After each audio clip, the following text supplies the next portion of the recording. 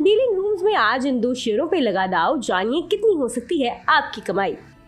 Supreme court की expert committee की report के बाद अडानी शेयरों में लगातार जोरदार तेजी जारी नजर आई। सिर्फ 2 दिनों में अडानी ग्रुप का मार्केट कैप 1.5 लाख करोड़ रुपए तक बढ़ गया। 23 मई को भी ग्रुप के शेयरों में 5 से 15% तक का उछाल देखने को मिला। वहीं फिर निफ्टी के एक्सपायरी के दिन बैंकिंग और एनबीएफसीज शेयरों में रौनक नजर आई। श्रीराम फाइनेंस और बंधन बैंक के शेयर करीब 4% उछल गए। इतना ही नहीं, सरकारी बैंकों के शेयरों में भी तगड़ा एक्शन देखने को मिला।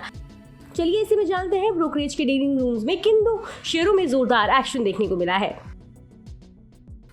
Delta Corp. डीलिंग रूम्स में डेल्टा कॉर्प के स्टॉक में खरीदारी हुई है। डीलर्स ने अपने क्लाइंट्स को इस स्टॉक में खरीदारी करने की सलाह दी है। उनका कहना है कि शेयर में नई खरीदारी हुई है। एचएनआईएस की तरफ से शेयर में खरीदारी नजर आई है। डीलर्स ने इसका लक्ष्य 245 से 250 रुपए प्रति शेयर तय किया है। डीलर्स का कहना है कि कंपनी जल्द ही ऑनलाइन गेमिंग यूनिट का आईपीओ लाएगी। एचपीसीएल।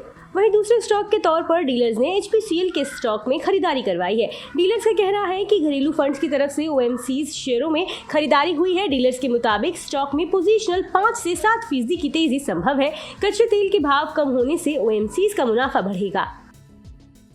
बता दें कि सीएनबीसी आवाज पर हर दिन एक खास शो कमाई का अड्डा में एक खास सेगमेंट डीलिंग रूम्स चेक पेश किया जाता है, जिसमें यतिन मोहता सूत्रों के द्वारा ब्रोकरेज हाउस के डीलिंग रूम से ये जानकारी हासिल करते हैं कि आज किन दो स्टॉक्स में ब्रोकरेज ने अपने क्लाइंट्स को सबसे ज्यादा ट्रेड लेने की सलाह दी।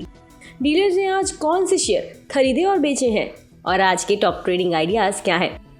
इसके साथ ही किस वजह से डीलिंग रूम में इन स्टॉक्स पर दाव लगा है या किस स्टॉक में आने वाले दिनों में कितने रुपए तक और तेजी नजर आ सकती है।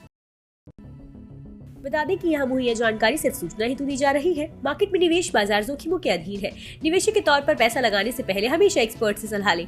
मनी कंट्रोल की तरफ से किसी को भी पैसा लगाने की यहाँ कभी भी सलाह नहीं दी जाती है।